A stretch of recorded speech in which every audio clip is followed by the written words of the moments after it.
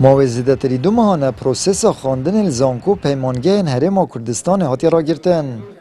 سراروی چند جی کل دست پیکا به مه سیستم خواندن بوی آنلاین لیوی سیستم آرمان جن خوب جهنه این آینه. اتنها جدا که هم برف دو ماهی سال خواندن بدچین زانکو پیمانگه اهلی و خواندن پارالل داخاش خطابیات کن قصدن خوین مایشکری خواندن ادا کن.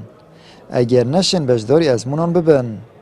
اوه چنده جی نرازی بونا قطابی و مالبات نواندیف خداینان. اجبر که باردوخ آبوری هولاتیان یه خرابه و خل برچه بارگیرانین دیتر ناگیرید. گلک یا گرنگل برچا بیده و گرتن بابت پاردان قطابیانه بواز نکو.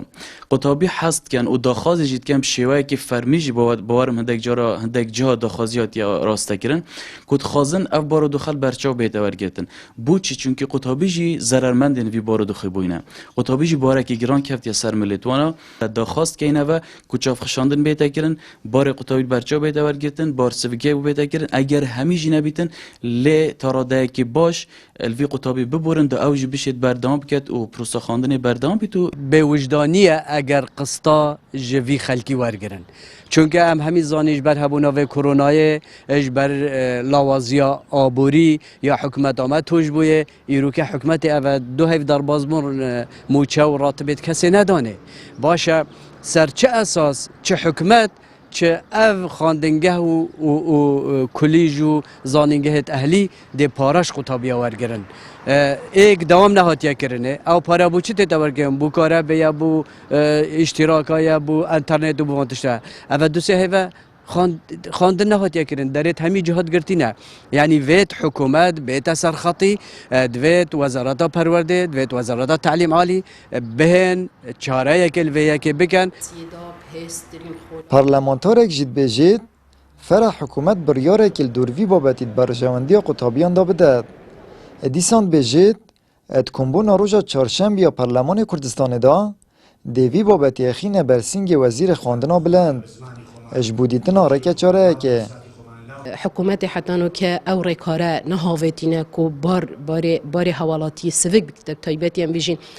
آزاکر نوانه اشدانا با جا و او غرامات کتینه سروانه و یان او پیشینه کتینه سروانه دوی ساله ده چکی قیرانه که هر مازم بو هر روساهاتنا اف ایشا کرونا و کاریگیری ویل سر